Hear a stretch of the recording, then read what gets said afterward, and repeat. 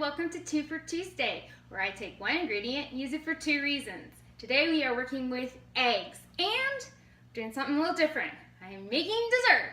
That's right, folks, dessert. You heard me. Now I'm all for having like fruit or something like that for dessert because, you know, the healthy person in me. But every once in a while it's nice to have a cookie, isn't it? I agree. So this week we are making gluten-free macaroons and we use egg whites. So what do you do with the egg whites? With the egg yolks when you're done? Well, I put them in a container like this and I put them in a refrigerator. I have a little lid that goes on top of this, and either I will make a key lime pie with it, or I can use it for a hollandaise sauce. I can use it for some kind of pasta carbonara, or I can use it for just putting more yolk egg in my scrambled eggs the next day. So I'm going to move this out of the way so we can see things a little bit better. So these are gluten-free, and the reason why is because I have some gluten-free friends who actually don't necessarily eat it for the health benefit, but because they're actually allergic to gluten.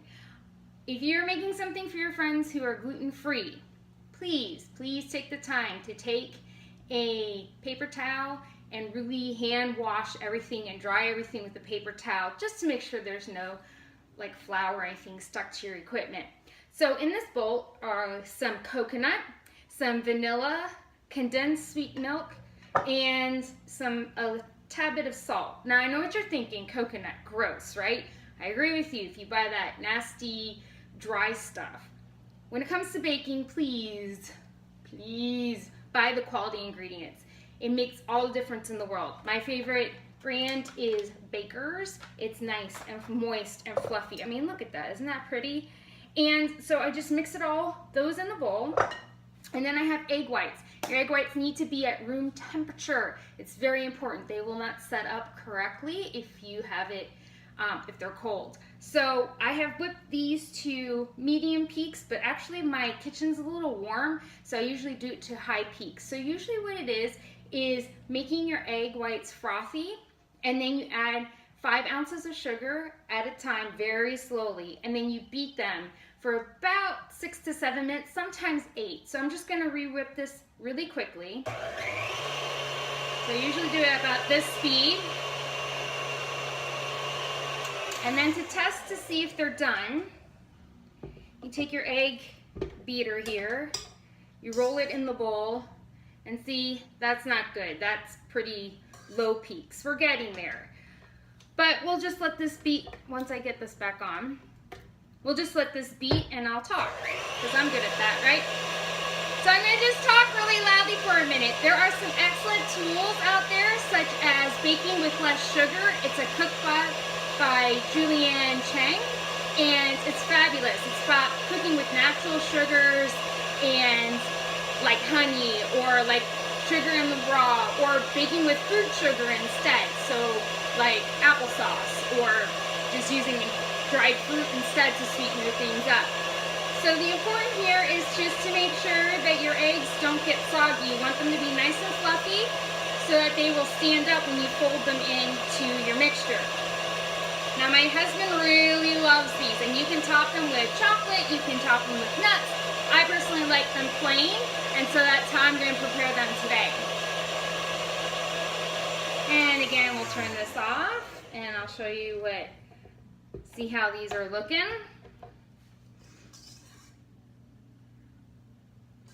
They get a really nice gloss on them, and I think they probably need another few seconds or so. I just wanted to show you what that looks like, because sometimes you don't quite know what's medium or soft or hard, you know, large peaks mean. It's when it does that little flip thing at the top and it's not melting over. So this is starting to get a really nice shine on it, and it's getting really nice and fluffy, which is great because that's what we want. But I mean, my kids love these cookies. They're nothing like what you get out of the can. That canned stuff is gross.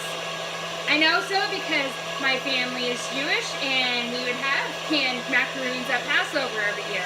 Well, I got tired of those, and I discovered this recipe. It's by Alton Brown, and you know if he makes it, it's got to be good.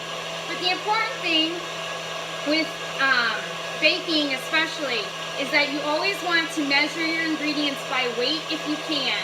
Baking is an exact science, and when you mess with it, it's not like throwing a dash of this, a dash of that. It'll really throw off the chemistry that you have in your cookies.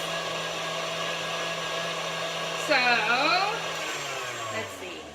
This is why you have a baking show that has like multiple cameras, so you don't have to watch me do this all the time. Oh, this looks much better. So you want to take it,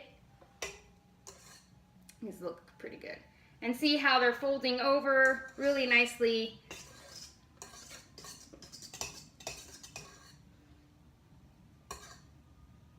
And pull it out of the pan, it stands up. Look how great that is. This is ready to go. So I'm going to take this, and I'm going to gently, because you don't want to deflate your egg whites that you just spent, you know, 7 or 8 minutes on fluffing up or having to talk through. You guys are great for staying with me. And then what you want to do is put this to the side.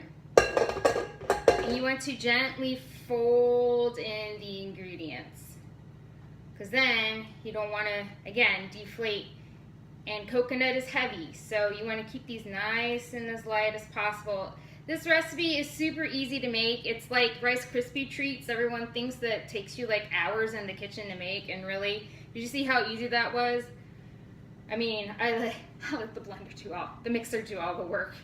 And you just continue to fold until the egg whites are fully incorporated. And just try to have some patience. I know I get impatient when it comes to this step because I just want to mix it all up and say it's done, right? And then I have a really cool mom hack that I find really works well, and it makes all the cookies about the same size so they all cook evenly, which is what we always want. Because who likes burned cookies? Not me, says I. So there you go. These are looking really good. And again, sometimes these take a little bit longer if your kitchen's hot. You just want to just take the time. So here's what it looks like, all nice and incorporated. And my hack, cookie scooper.